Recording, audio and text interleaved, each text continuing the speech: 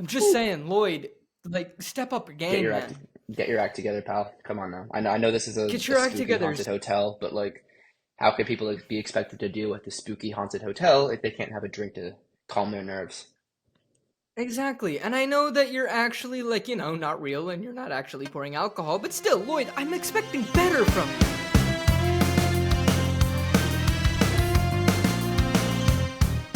What's poppin', y'all? Welcome to Post Finale. I'm your host, Ankit Madhira. I'm an actor and a singer who hasn't seen a lot of films, so to make my friends happy and potentially provide a new perspective on some popular films, I am on a quest to change that. I'm not on this quest alone, however. This week I am joined by my friend and one of the aforementioned friends that used to get mad at me for not watching films, TJ Werner. TJ, how are you doing? I'm doing great, man. Thank you for having me back again. It's good to be back on this show. Before we get started, I need to address the elephant in the room. Philadelphia 76ers defeated the Miami Heat in the play-in last week, playoff bound, and not having to play the Celtics. Ankit, how's Cool. it feel, buddy? I mean, like, I have opinions, but this is a film podcast. It has nothing to do with sports. By the way, ladies and gentlemen, I'm not happy for context. So we're going to move on so I don't have to talk about it. Even though I have complete faith that the Knicks are still going to win against the Sixers. Probably, Anyway, probably. so we are here and we are talking about The Shining. We are continuing my discussion on The Shining with TJ now as the guest. Logan did a fantastic job in the first two episodes. Now, TJ, you also said that you love this film. When was the first time that Yeah. you watched it? Do you remember? Do you remember what you thought of it when you first watched it, etc.? So, first time I ever watched it was back in high school. You might remember I was first movie we did, Shawshank Redemption. I talked about this class I took in high school. It was called Music in the Movies. Basically, we watched movies, analyzed the music and some of the themes behind them that they kind of talked about. And Shining was one of them. Scared the shit out of me as a high schooler. Absolutely terrified me. It was, oh God, it freaked me the hell out. But it was interesting. Interesting, intense, in a kind of a profound way. Very psychological, I think. And that was something that really sort of stuck out to me, at least in terms of then. Now, in hindsight, watching it, what, 11 years later, something like that? Yeah, 11 years later, it definitely, I'm more mature now, so I understand more of what the themes entail, the notion of, the victims of a potentially violent man, that sort of things. But yeah, no, I liked it a lot. It's terrifying, still is to this day, one of the scariest movies. But Jack Nicholson is an absolute legend. He is probably one of the finest pure actors of the last 50 years. Yeah, no, it's been very interesting so far.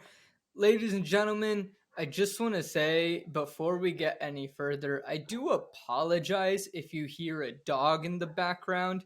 We have tried delaying this recording by 20 minutes, but for the last 20 minutes, this dog has just been barking up a storm.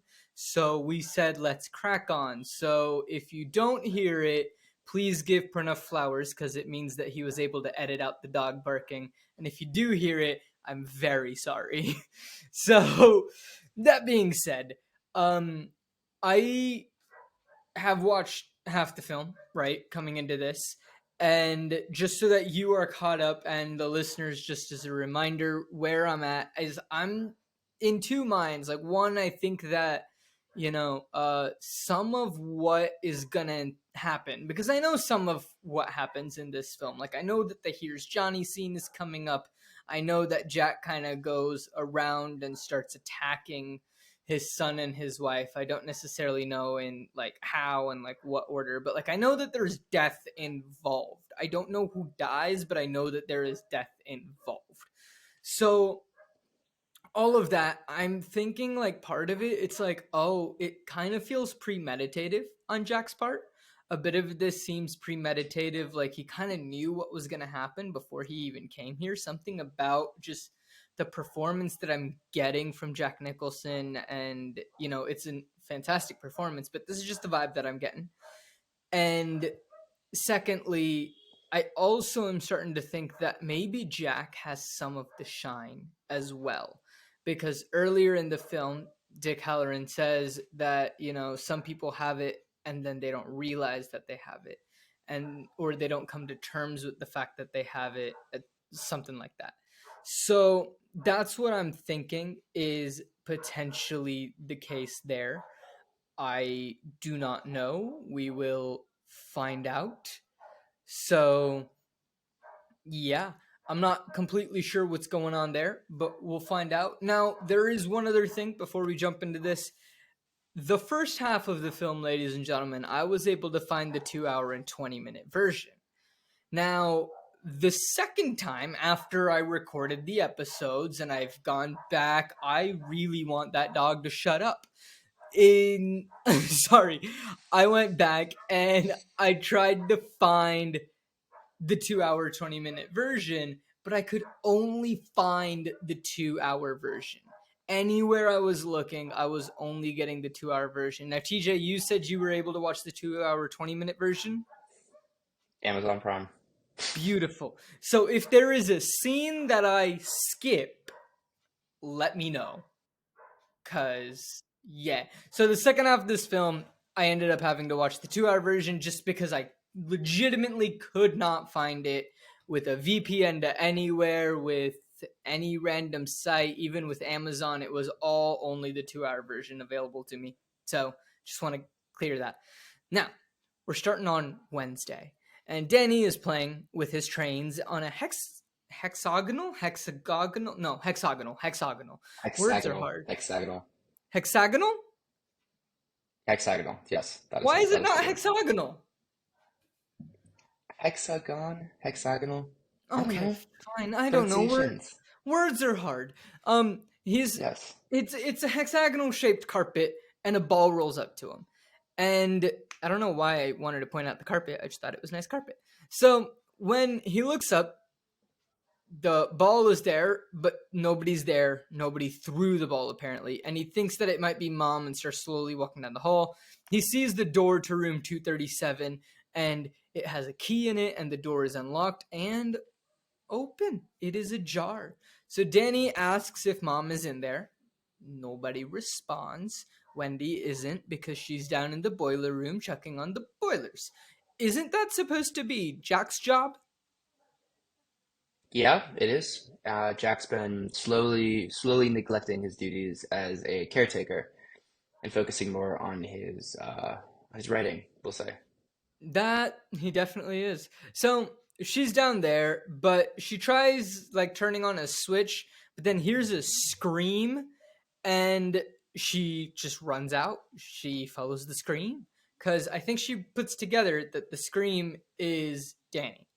So fair enough because there are two people in the hotel and it wasn't her that screamed. Sorry, there are three people. It wasn't her, and the scream didn't sound like Jack. So, by process of elimination, Danny. So, Yep. she runs out. Jack is sitting at a table, and he has fallen asleep at this table, and he is screaming. So, I thought it was, Danny. I was immediately wrong. That's a common theme. But so he is screaming in his sleep, and I'm guessing that he's having some sort of nightmare. Wendy runs through the hotel and finally gets to Jack. She wakes him up, and Jack is terrified. And Wendy asks what's wrong, tries to calm him down, and Jack's just like, it was the most horrible dream that he has ever had. He dreamed that he killed Wendy and Danny, but didn't just kill them. He cut them up into little pieces. And Jack is scared and upset, says that he is losing his mind. Wendy gets him back up and says everything is going to be all right. Don't worry about it. And that's when Danny walks in very slowly. And it's a very ominous walk in. Slow, uh, terrified, traumatized, I would say. Like it's like somebody who's just seen something horrible, something that they can never unsee, something that's hurt them on a personal level, not just physically, but psychologically scarring. Mm-hmm. So Wendy notices Danny and tells him to, go go play in his room. Dad has a headache. Like, don't disturb us. But, like, everything's fine. Don't worry about it.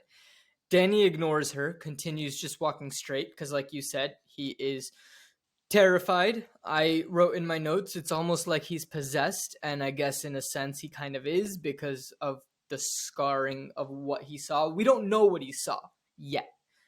We don't know what's going on with him, but he's kind of just walking like a little possessed child. And Jack tells Wendy to leave him and go get Danny out of the room. Jack doesn't want Danny to see him like this. And Danny's just standing there sucking his thumb. And something has happened to his neck. Danny won't tell his mom what has happened to his neck. And she just hugs him. And we see that Jack is just staring at this whole scene unfolding in front of him. And I couldn't tell if it was like, you know, he's trying to like reduce the headache from, you know, his nightmare, or is he slipping back into the, ooh, like I need to kill them kind of vibe. I couldn't tell what was going on there, but he just has a stare like straight down the barrel. Like he's staring straight through Danny. Like he's maybe he knows what's going on. Maybe like he's almost seen this before. Yeah, Like definitely. that's what I was saying. And that's the idea that he might have the shine. You never know. I don't know. I don't know what's going on in his head. I wish I did. But that's not the case. So Wendy yells at Jack, saying, "You did this to him, you son of a bitch. You did this to him. How could you? How could you?" And I was just like, okay, Wendy, I understand you have your problems. You have thoughts because Jack did accidentally hurt Danny once and pull his arm out of his socket. Like, sure, it happened. Fine. But how did Jack do this to him? He was asleep having a nightmare, which you woke him up from. How did you make the leap to nightmare sleeping husband has strangled my child? I don't care for Wendy's character, I'm being honest. I don't like the acting. I don't like her.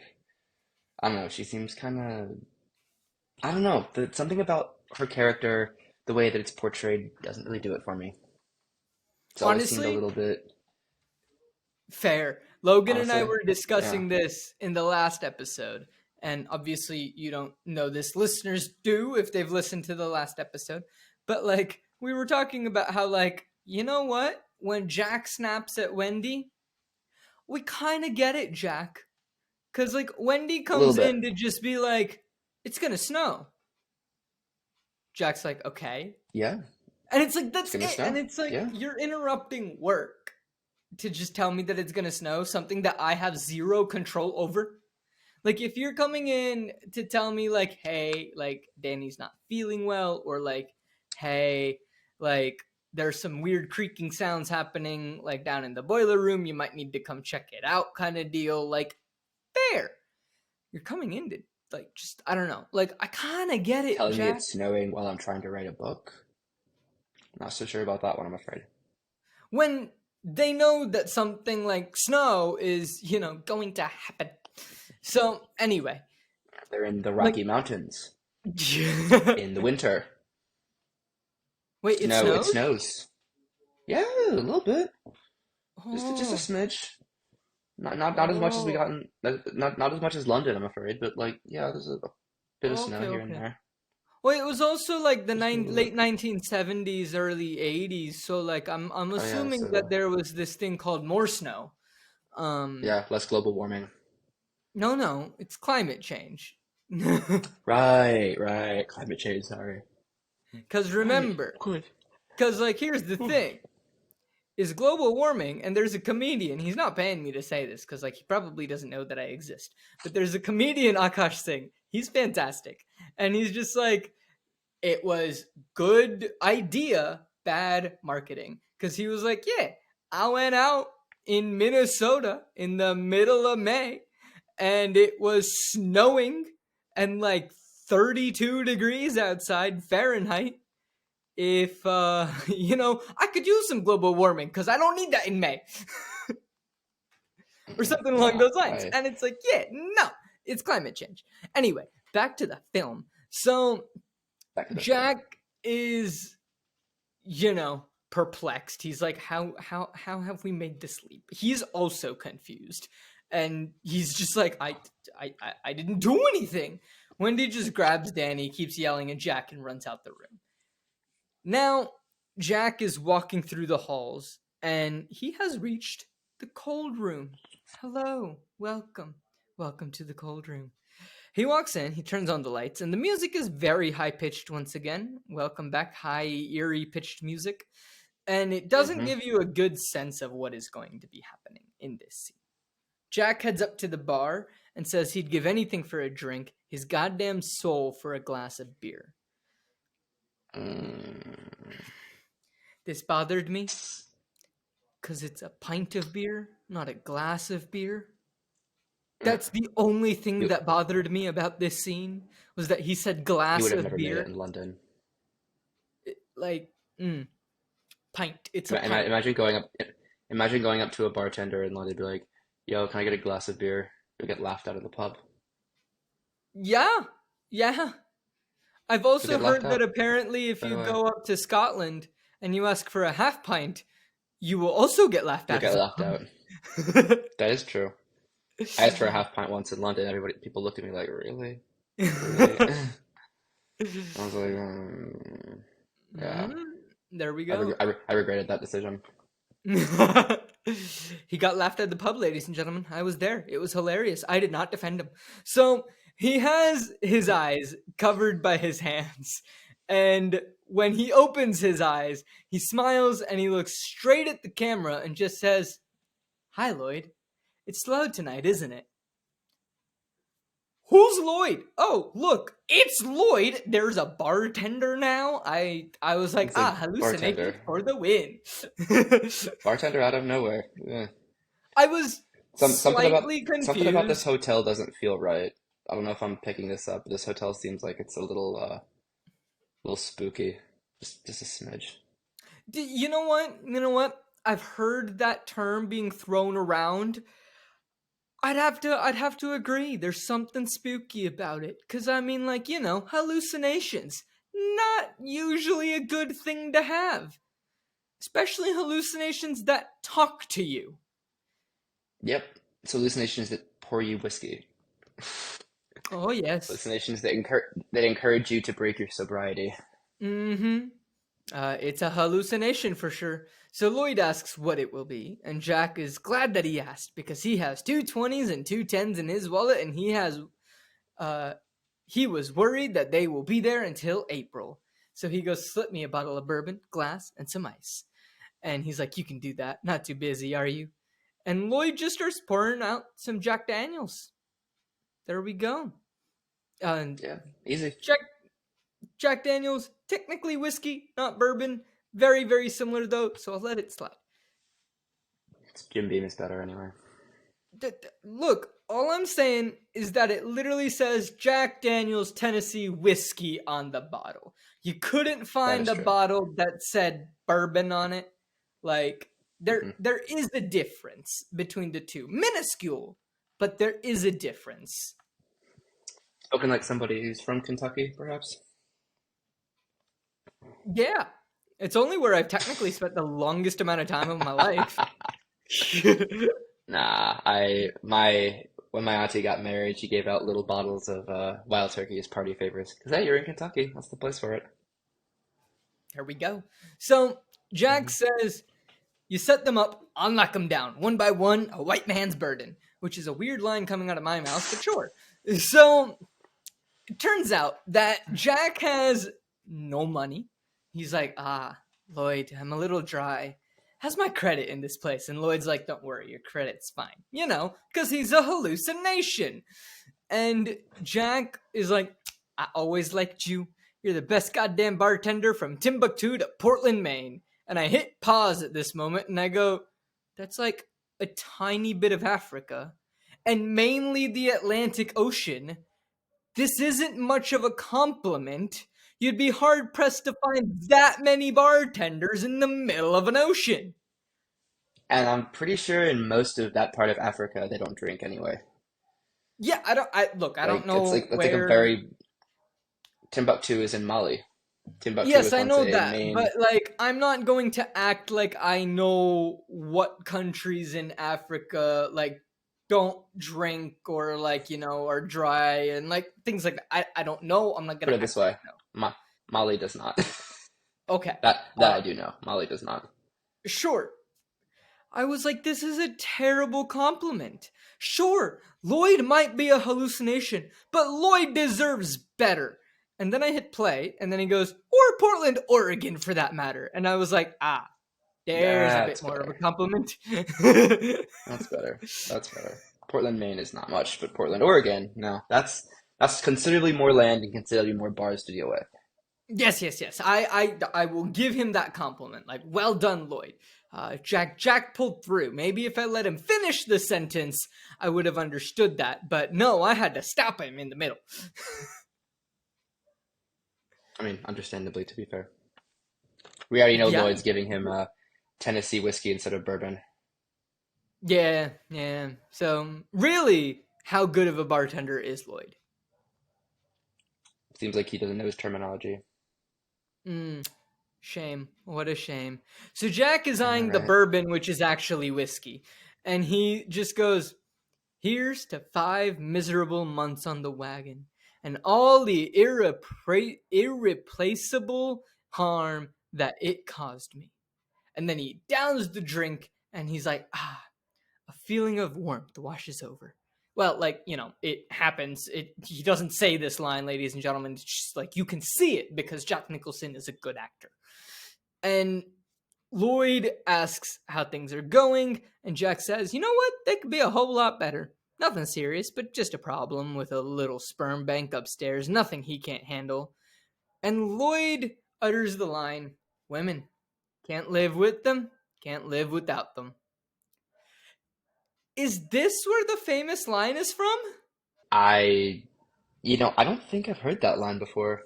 I've heard it before, obviously, but I didn't think I've heard it in anything that predates The Shining. So I think that might have been it, actually. I think this might have been where it was coming from. Maybe. I don't know. It's the first pop culture thing that I have seen where I have like put together, oh, like I know this line. Like, it's a very famous line, but I don't know what it's from. Maybe it's from this. Ladies and gentlemen, if it's technically from something else, let us know cuz like I'd like to know. But I think this is where the famous line, women can't live with them, can't live without them. So, Jack calls it words of wisdom, and then he works on glass number 2. Jack says that he has never laid a hand on him, and I wouldn't touch one hair on his goddamn little head. I love that son of a bitch. I'd do any thing for him. Beautiful. He continues, that bitch, as long as I live, she'll never let me forget what happened. I did hurt him once, okay? It was an accident, completely unintentional. Could have happened to anybody. It was 3 goddamn years ago. Little had thrown all my papers all over the floor. All I tried to do was pull them up. A momentary loss of muscular coordination. A few extra foot-pounds of energy per second. Per second. Beautifully delivered by Jack Nicholson. Amazing, Genuinely, yes. amazing monologue right there. Like, incredible. It was absolutely everything about it flawless. Yeah. Possibly one of my favorite monologues in this whole film. And Yeah, one of my favorite yeah, sequences in this whole film. Like, I did really enjoy this entire scene. Like, I thought it was same. a It's beautiful scene. Like, sure, it's hallucinations and like, but like also it's just like, yeah, we know that Jack's in this state. Like, fine. Let's get some new characters in here. Because honestly, like we were saying, we're getting kind of tired of Wendy. Yeah, and Lloyd, well, he's the first of many who will start to whisper in Jack's ear. So we'll see. Oh, yes, he will. So, we cut to seeing Wendy screaming and running into the cold room to join Jack. He was enjoying some peace and quiet. Like, He needed time to cool down after accused him of strangling your son, Wendy. Give him some peace and That's a quiet. terrible accusation to make. That's a terrible Right? accusation to make, by the Right? way. Like a Horrible. horrible accusation to make. Horrible. So, And especially when it's wrong, it's like, oh my God, I didn't even apologize, you know? no, she Or does doesn't. she? Um, No, no, she doesn't. Spoiler alert, ladies and Shocking. gentlemen, she doesn't. So, she is glad that she has found him. And Wendy says there is a crazy woman in one of the rooms. She tried to strangle Danny. And I was like, say, what now? And Jack says, What? you're out of your It wasn't mind. Jack? Madness. I know, right? Oh no. Does she apologize for accusing him? No. No, she just Almost says as if he there's was asleep when it happened. right, but no, that Insane. doesn't matter. That doesn't matter. He was having a nightmare, but like, and like also his nightmare was him having terrors of hurting you and the child. And she doesn't even want to talk to him about that. She can't even handle that. See, that to me is a sign, is a red flag in of itself, because I mean, if that's what you're having a fear of, you need to get to the bottom of that. That's a problem with your relationship and whatnot. Right? Just like, It's a lot of things. look, this is a messy marriage, and there's a lot of unspokenness that, like, the therapy would have helped. Not even therapy, communication would have Well, helped. genuinely anything, talk to each other. Therapy, Just communication, just spending some time together instead of just, you know, hiding in the hotel while he sits in a room by himself and writes a book. Come on. Like, where's the yeah, we'll connection? get to Where's the, that. yeah, well, no spoilers. We're not quite there That's yet. why I said we'll get to it. We'll get to it. You hold me true. This is why you're a good guest. And so Jack's like, you're out of your mind, and she's like, no, it's the truth. Danny told me. And she was like, the door was wide open. He saw this crazy woman in the bathtub. She tried to strangle him. And Jack's like, which room was it? Cut to the TV.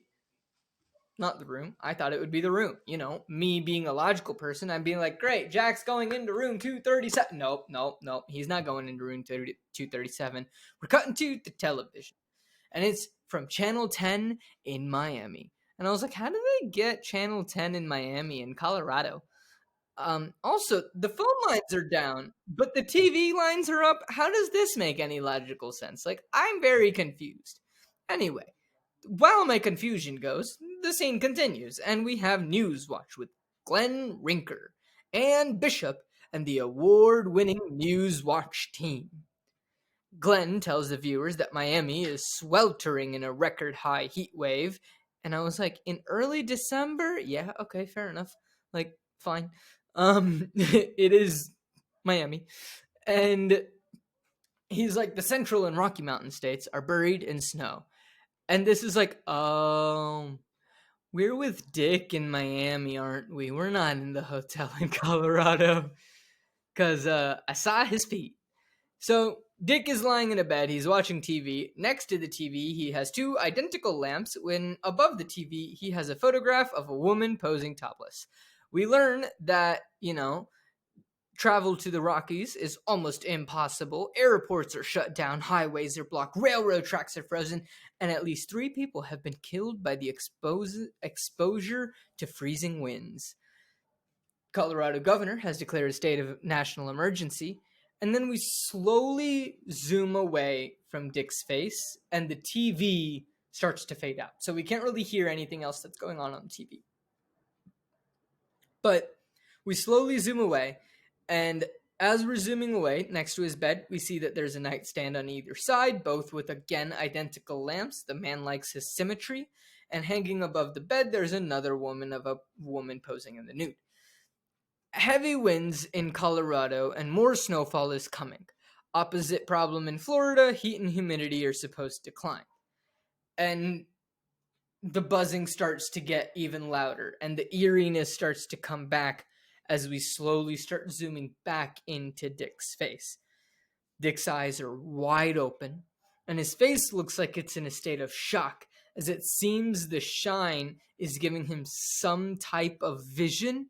And I was like, oh, is this a vision of what's happening in the hotel? Have I solved it?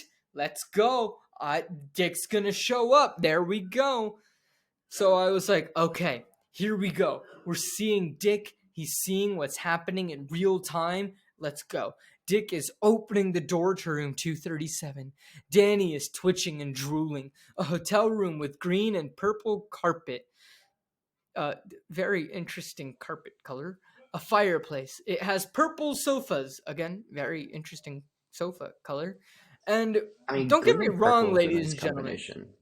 I am wearing purple right now as we speak. I love purple. I just Are you wearing don't green shorts? know. I'm wearing red shorts. But, I'm Be cooler if they colorblind. were green shorts. Fair enough. I'm colorblind. So, for all I Fair know, enough. maybe. So, Fair enough. we see him move into the room and we see a bed, and it is, the bed is made, and then there's the door to the bathroom which seems open. And I don't know why in my notes I was like, is this room 237? Even though I'm pretty sure it's room 237, because we didn't officially, I guess, see the number of the thing of the room. But I'm assuming that we're in room 237. And then I was like, oh, wait, this isn't Dick. We're just back with Jack. We're following Jack through room 237. And then I was like, wait, is Dick seeing things through Jack's point of view right now?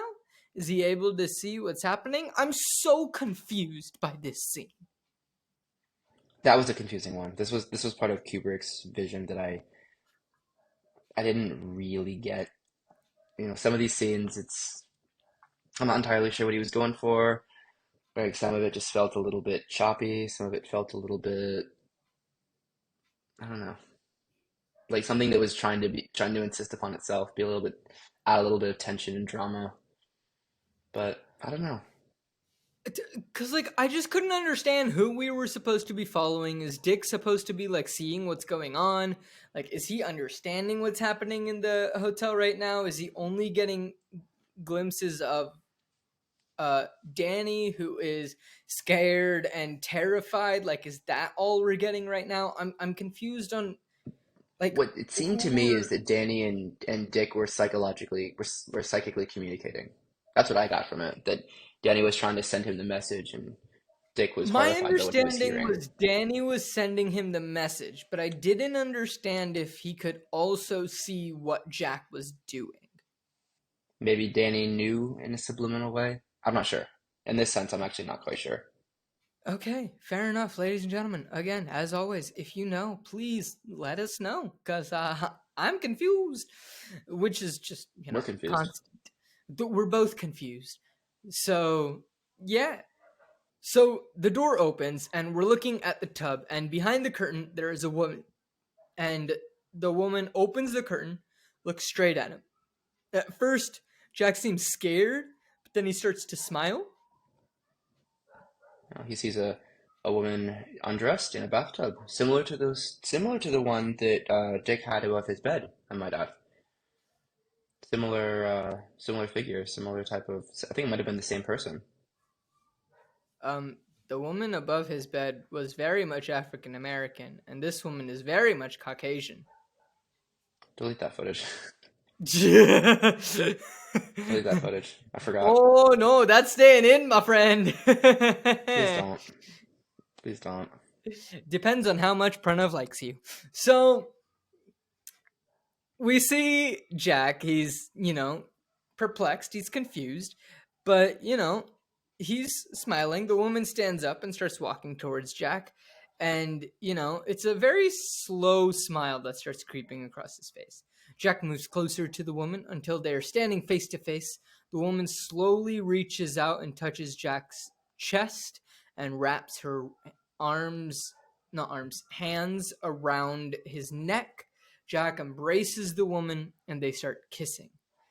Jack stops in the middle and is just horrified because what was a beautiful woman he now sees in the mirror is no longer a beautiful woman per se. It is not a woman, in her early 30s, and it is now a woman maybe in her 70s, and she has many, many large scars all over her body. The woman starts laughing maniacally. Her teeth are all messed up. We see a very quick shot of Danny twitching, and the woman is lying in the bathtub, presumably dead.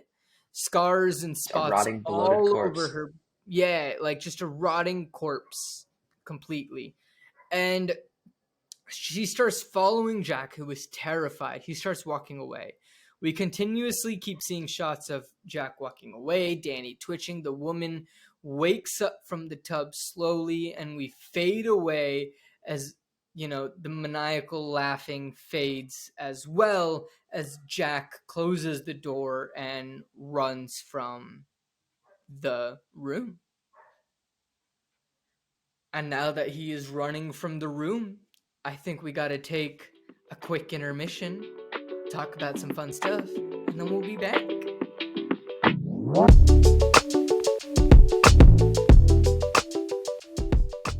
Hello, everyone, and thank you so much for listening to this episode of Post Finale. I hope you are all enjoying this episode, and if you want to gain access to more bonus content, like access to my notes and access to some of the tier lists that I make, and help suggest films and things like that, all of that can be done over at our Patreon, and that can be found at patreon.com/coopforge. So that's patreon.com/co_OPFORGE. Signing up for any of the tiers gets you different types of bonus content depending on the tier that you sign up for, and a shout out here on the show for every patron that signs up. It really means the world to us, and it helps us grow this show and helps us be able to put the money back into this show to make it a better experience for you, the listeners. That is our entire goal here at Co-op Forge. So thank you all so much if you are considering doing this. Now, if you want to help the show in a non-monetary way, that is fantastic as well. You can do so by just talking about us and sharing it with a friend. Just reach out to a friend and be like, hey, you love movies, or hey, you need an excuse to watch more movies. Check out this show called Post Finale.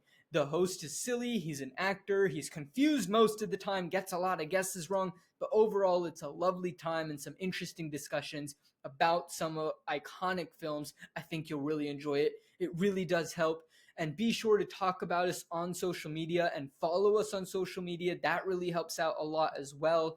If you're looking for the show, you can find us on Instagram and Facebook at Post Finale Pod. And then you can also find us at Co-op Forge on Instagram, Facebook, and Twitter. And that's at Co-op Forge at CO_OPFORGE. And we post content not just from Post Finale, but from the other shows here on Co-op Forge as well. So that includes Flip the Scripts, and that includes Seattle Across the Pond. So be sure to follow both of those channels. Again, it's at Post Finale Pod and at Co-op Forge, CO_OPFORGE. But just thank you so much for listening to this episode. Wherever you are, if you're enjoying the episode, if you're listening on YouTube, please please hit subscribe. It really does help us out. If you're listening on a podcast app, that's great as well. It doesn't matter to us where you're listening. We're just so thankful that you're listening. But if you're listening on a podcast app, please leave a rating. It really does help us out. Please leave a review and hit that follow button.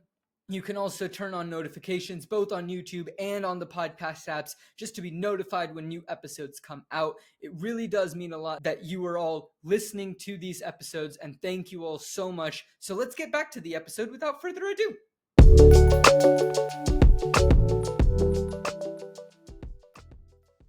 All right, so we are back, and Dick is now trying to call somebody. He has a fantastic patterned shirt, diagonal zigzag stripes. Beautiful.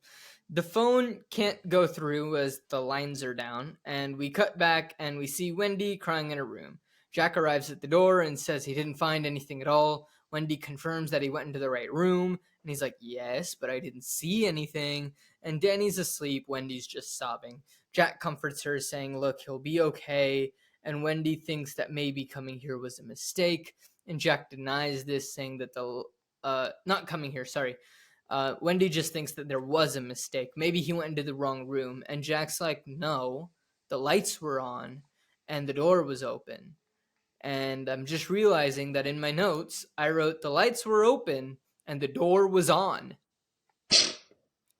Not bad. To be fair, We're coming there was also a mistake, but they just don't know that yet. Yeah. Coming there was a mistake. So Wendy is confused and questions the bruises on his neck, and she's like, well, somebody had to do it to him. And Jack looks pained, and he thinks that, like, hey, maybe he did it to himself.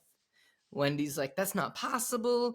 And Jack's like, look, once you rule out his explanation of what happened, there's no other possibility, is there? I don't fully know why Jack is hiding the truth here. I'm not sure he wants to confused as believe to it. why Jack is hiding the truth. I think it's that he doesn't want to believe what he just saw. Because what he just saw I is think that's horrifying. Trump's one of the most terrifying scenes of the movie, I think. Like seeing that rotting corpse laughing. Ugh, oh, gave me the chills. it gives you the shivers. Yeah, Um, quite so. it's Yeah, fantastic job, by the way, to the makeup team, because oh boy, did that make that rotting corpse look real. Oh yeah, that laughing. Uh, Let's carry on, please. Well done. So Danny, meanwhile, is wide awake and has the same shocked look on his face that Dick had, and we see a flash of a door that says Red Rum, and immediately I'm just like, oh, cool, backwards. Mm. So yeah, I don't know. I guess it's like some big, like, it's supposed to be maybe a mystery or something. I immediately understood that was backwards. So not sure if it's supposed to be some big mystery, but if it is, whoops. So we hear Wendy's voice saying she thinks, we need to get Danny out of here. Jack seems upset by this, the idea of leaving the hotel. We cut back to Danny, who is now silently screaming. Props to him. He is still doing the thing that children do when they don't want their parents to know that they are awake. He is doing a fantastic job eavesdropping. Well done, Danny. If there are any, 5-year-olds listening to this, first of all, I'm sorry. Please don't. This is not Second of appropriate for all, children. no, not this film. Go listen to the Barbie Fairytopia episodes. I mean, even there, I still can't believe you did we this. might bash. Oh, we still have 2 more. We still have 2 more coming. It'll happen. I don't know Eventually. when, but ladies and gentlemen, I do promise that they will happen. You'll get So around to it eventually. we'll get around to it. We'll get to them. So, take notes, children, of just how to eavesdrop well. You can't give away that you're there or that you're listening. So, or adults, if you want to eavesdrop too, take notes from the 5-year-old. So Jack snaps at Wendy, and this is what he says. It's so f***ing typical of you to create a problem like this when I finally have a chance to accomplish something. When I'm really into my work. I could really write my own ticket if I went back to Boulder now, couldn't I? Shoveling out driveways, work in a car wash, any of that appeal to you? Wendy, I have let you f*** up my life so far, but I'm not gonna let you f*** this up. He then storms out of the room, leaves Wendy sobbing on the bed, and again, fantastic delivery by Nicholson. This was probably his finest film. Yeah. I mean, he's in my favorite film as well, The Departed, but this is his movie, 100%. I mean, I've heard of The Departed, probably from you. Have zero idea of what it's about. I want to say extraterrestrial life. That just sounds right with a guess. Not I even don't close. know. Okay, good enough. So Not even close. Jack is Unless you count no, I'm Boston not Irish to be unless you count Boston Irish to be extraterrestrial life, then no, not even close. close enough. I hope the Boston sports teams all lose.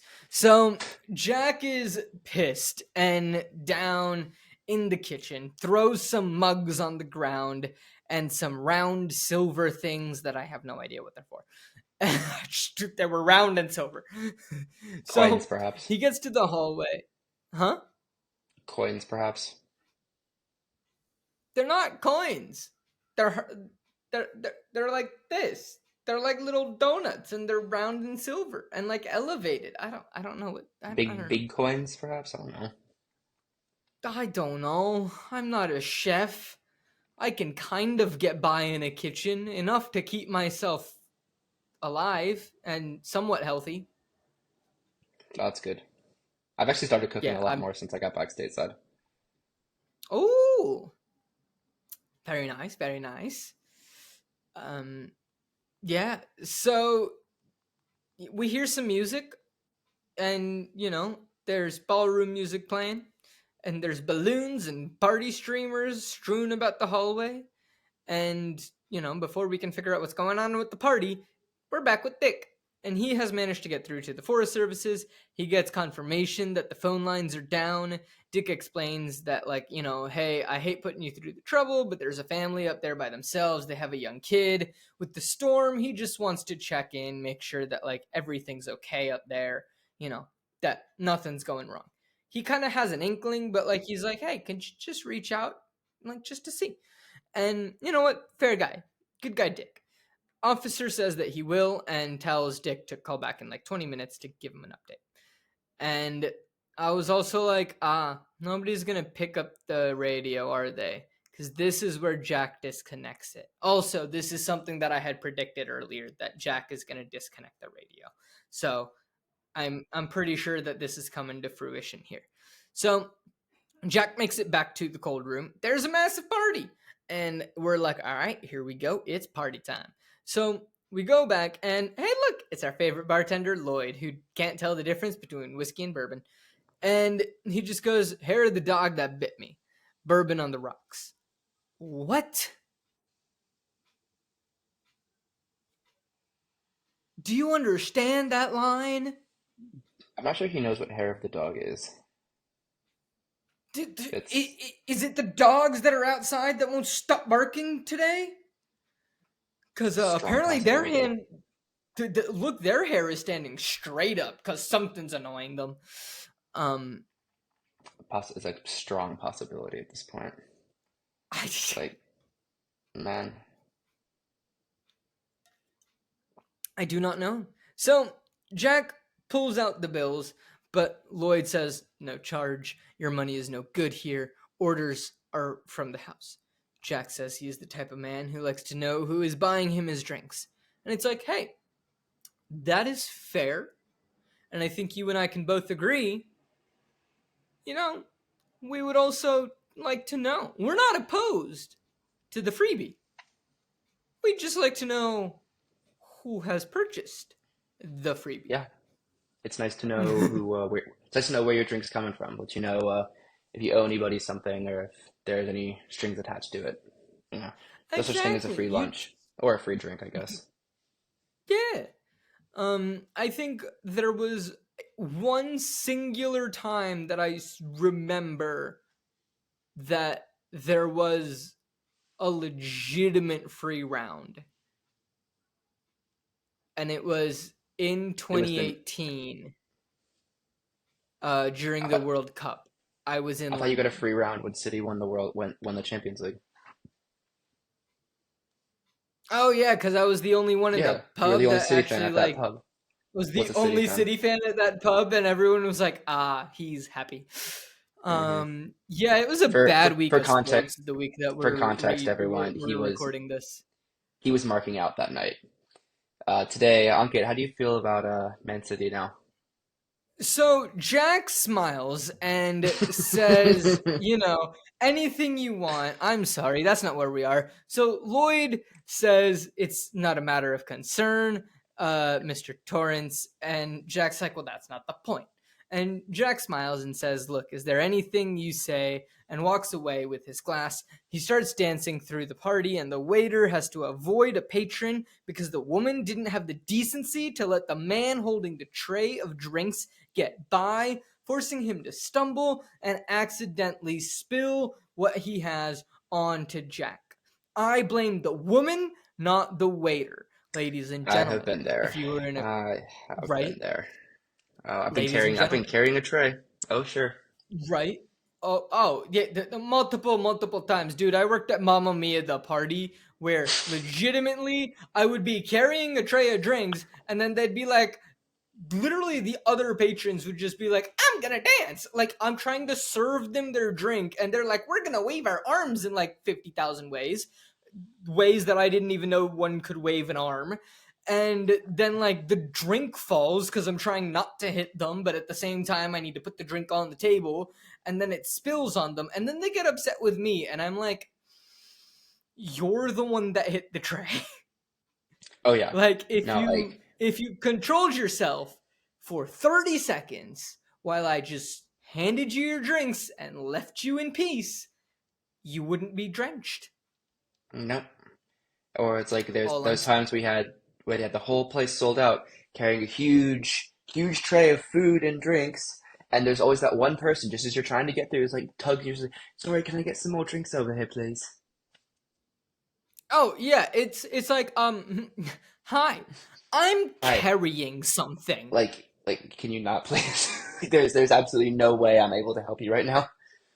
Do you want to know what I appreciated? At What do you least the appreciate? people that like they saw that I had stuff in my hands and that I was doing something, and they were just like, "Hey, when you get a moment, can you swing by the table?" It's like, "Yes, I will drop off what I'm doing. Once I finish, I shall come to your table and take whatever drink order you may like. You're not trying to say I need it now. It's just a hey, just as a reminder, we would like to order some more. Swing by when you're able to." I love those people. Now, all of this to say, ladies and gentlemen, this is just a PSA of courtesy.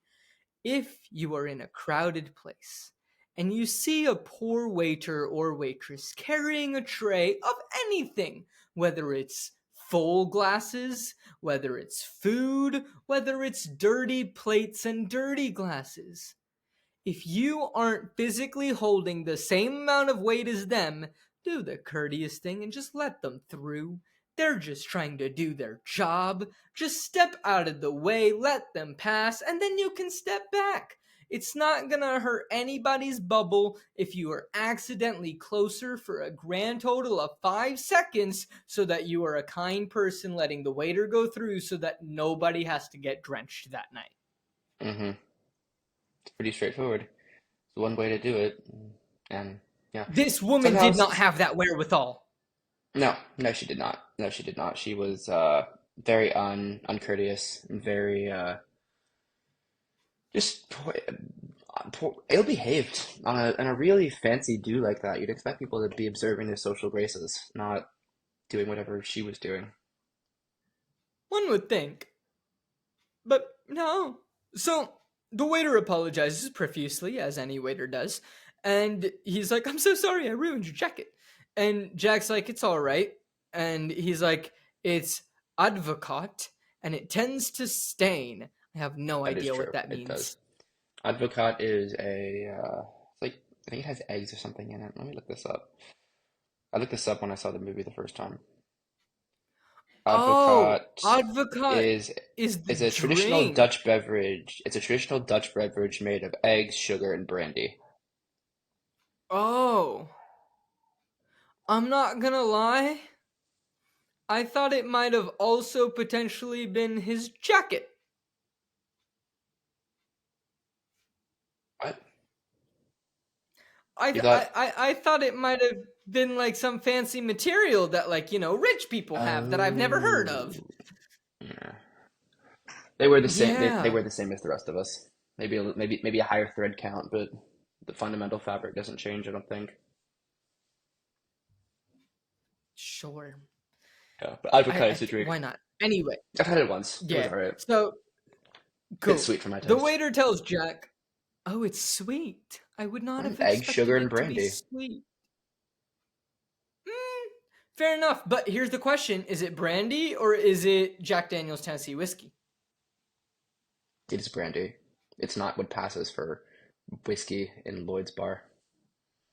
Okay, okay. I don't know, cause like it is Lloyd's bar, and Lloyd might have made those drinks. So like, I'm I'm just going to saying. assume I'm going to assume Lloyd did not make those drinks because if you can't tell the difference between bourbon and Tennessee Mash, then Advocaat seems like it's a little too complicated for him. Yeah. Now that being said, I know like we've had this conversation, but if you can't tell the difference, I don't know if you can get that title and the approval of the best bartender from Timbuktu to Portland, Oregon. Well, I would in this case I would defer to his first idea from Timbuktu to Portland, Maine. All 10 He bars in still between might there. not win. No, I He don't think he still might would. not I'm sure win. There's still there's some got to be some landmass in random Maine that you got to get through. there's still some random guy in like I don't know Boston that might pip him. It just happened to be out and about north of Boston that day and be in the path of those, and he would be better than Lloyd. 100%. I, am just saying, Lloyd, like step up your Get game, your act man. get your act together, pal. Come on now. I know this is Get a your act spooky together. haunted hotel, but like how can people be expected to deal with the spooky haunted hotel if they can't have a drink to calm their nerves? Exactly. And I know that you're actually like, not real and you're not actually pouring alcohol, but still, Lloyd, I'm expecting better from you. Hmm. I think Anyway, Jack's uh, levels of what a good bartender entails might not be as profitable look, Jack's as level of what a good bartender entails is someone that'll give him a drink for free. that's also probably true. So the waiter tells Jack it might be best to go to the men's room to try to get it out. Jack obliges, saying that, you know what, I was planning on changing my jacket anyway before the fish and goose soiree. I have no idea what that is supposed to mean, but apparently, I guess the guests here are fish and geese. I'm curious on who the fish are and who the geese are. Well, I don't know. Maybe I mean I know women's bachelorette parties are sometimes called hen do's. Maybe Yeah, maybe those aren't geese is another term geese. for hen. Yes, but how historical do I have to go right now? I don't know, you're the history person. Okay, in can't believe I'm going back on my tour guide bits.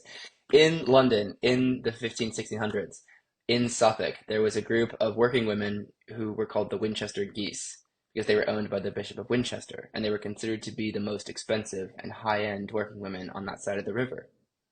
But they were called the Geese. Maybe it's another term for women. Who knows? I certainly don't. It's just my speculation. Sure, why not? We'll go with that. So we enter the bathroom, and in it, there's a lot of red. Interesting color choice. I think we'll see why. It makes a little more sense as we go through. We learn the waiter's name is Grady, and Jack starts becoming a little cautious. He's like, Delbert Grady. And Jack starts fiddling with his fingers, asks if he has seen Mr. Grady somewhere before. Not that Mr. Grady believes so. The stain is starting to come off, and Jack is getting more uncomfortable. Jack asks if Grady was one of the caretakers here, and Grady's just like, no, sir, I don't believe so. Jack asks if he is a married man. Yes, wife and two daughters. Was he English? I don't remember in the film. Yes, Grady was definitely. English. Okay, that's what I thought. Delbert Lovely. Grady, yes, absolutely. Well, I mean, I don't know. The people might have fancy names and not be English. It's a possibility. Oh, it is. I'm fairly certain that that he was Okay, an Englishman though. cool, cool, cool. So he's like, all right, where are they now? Somewhere around, not quite sure at the moment. Jack takes the cloth from Grady, and it's the cloth that Grady's been using to get the stains out. And he says, Mr. Grady, you were the caretaker here. I recognize you. I saw your pictures in the newspaper. You chipped your wife and your daughters into little bits and blew your brains out. Grady is as still as a statue. Grady says that it is strange he has no recollection of that at all. Jack doubles down, and now we have a standoff. Both extremely still like statues. This is also like when I've like understood like, oh, this explains why there is so much red in the bathroom, you know, Grady, murder, blood. Yeah, red. Symbolism. So they're both extremely still. And Grady says he is sorry for disagreeing, but Jack is the caretaker. He has always been the caretaker. He should know he has always been here. Jack looks confused. I am also confused. And Jack starts to chuckle.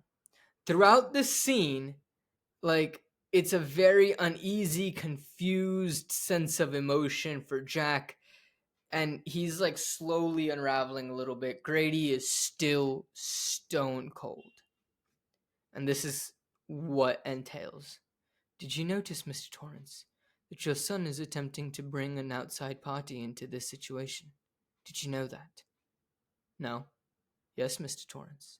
Who? I'm not going to say this line, but he says the N word. They Yeah, repeat with the N he sure word. does. He sure Then does.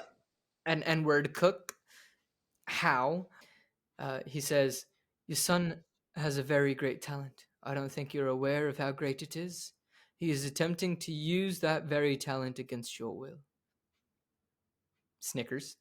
Jack snickers, and he's like, well, he's a very willful boy. Indeed, he is, Mr. Torrance.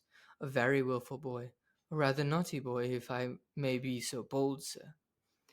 Jack smiles devilishly, is the best way I could describe it. He's like, it's his mother.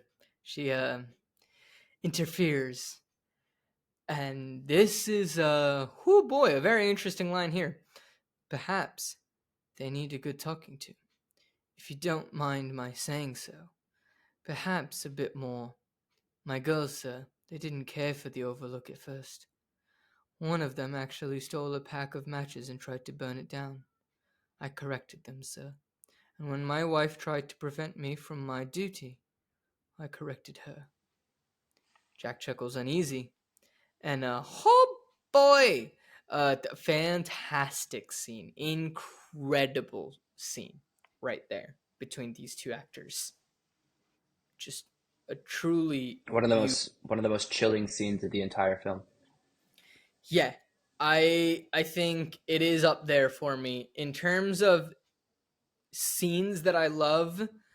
I think this is the top scene for me in the film, just with the dialogue, with the fact that like literally not a lot is happening, but there is so much that is being said in that.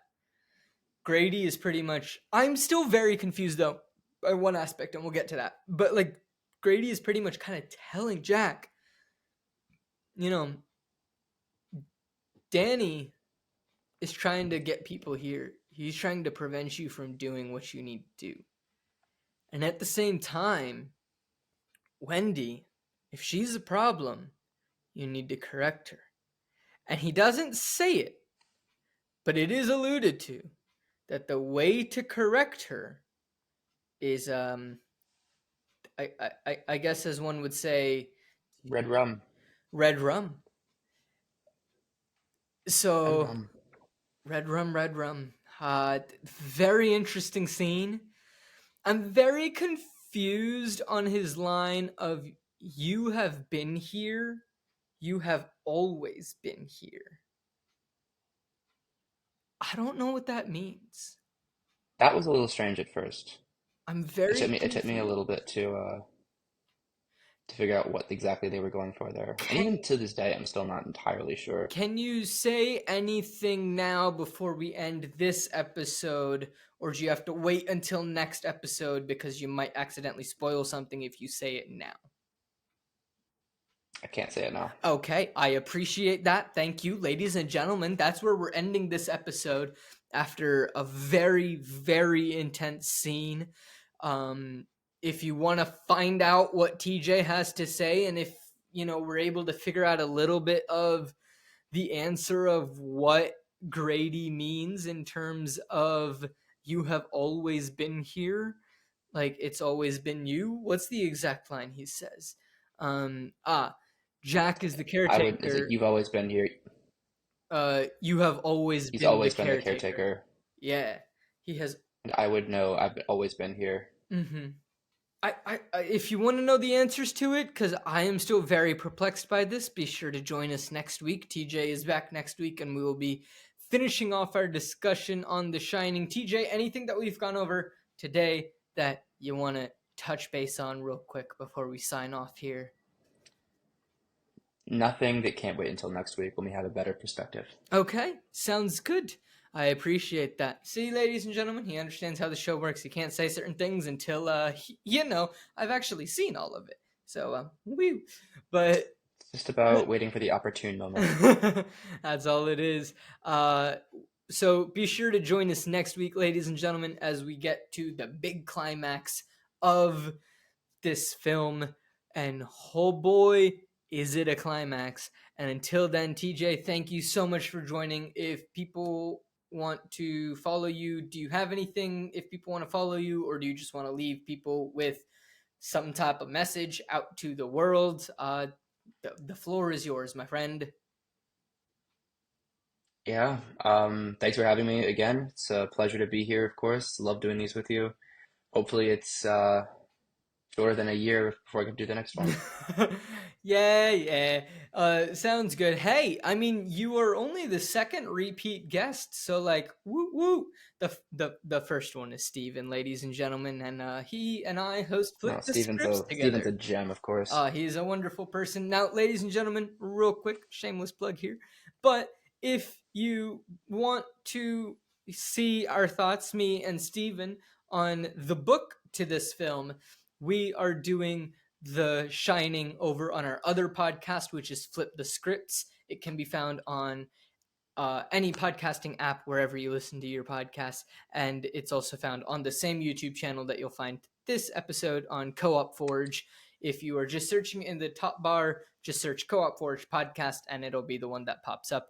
But ladies and gentlemen, thank you so much for listening. TJ, thank you so much for joining, and until next week, until we get some more answers and get to the climax of this film, I'll catch y'all later.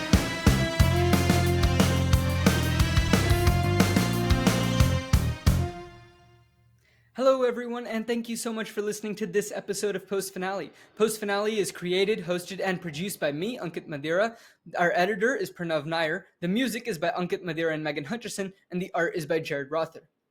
If you are all enjoying this episode and want to gain access to more bonus content, you can do so by heading over to patreon.com/coopforge and signing up for any of the tiers. You get loads of different bonus content, such as notes and commentary that we have as we're watching the films, as well as some bonus audio, some bonus videos, and ad-free episodes, early access if we get them done early, and different things like that.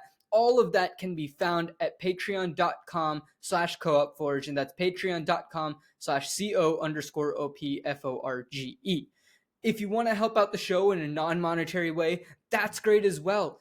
Tell a friend about the show. Just reach out and be like, hey, you love films, or hey, you need an excuse to watch some more films. Check out the show called Post Finale. The host is an actor, and he's funny and silly, confused most of the time, but they have interesting discussions about some popular films that I think you would really enjoy. It really does help us out a lot. Be sure to talk about us on social media at Post Finale Pod on Instagram and Facebook. And you can also follow us at Co-op Forge, that's CO_OPFORGE, on Instagram, Facebook, and TikTok. And there we post content not just from Post Finale, but also from the other shows hosted here on Co-op Forge, which are Flip the Scripts and Seattle Across the Pond. So a lot of fun things can be found over there on our social media. It really, really does help us out a lot. Thank you to everyone who has already done this. Thank you to everyone who will do this in the future. It really does mean a lot to us, and it helps us create better content for you, the listeners, as we grow. It really does help, and thank you so much for listening to this episode of Post Finale, and I can't wait until next week. And until then, I'll catch y'all later.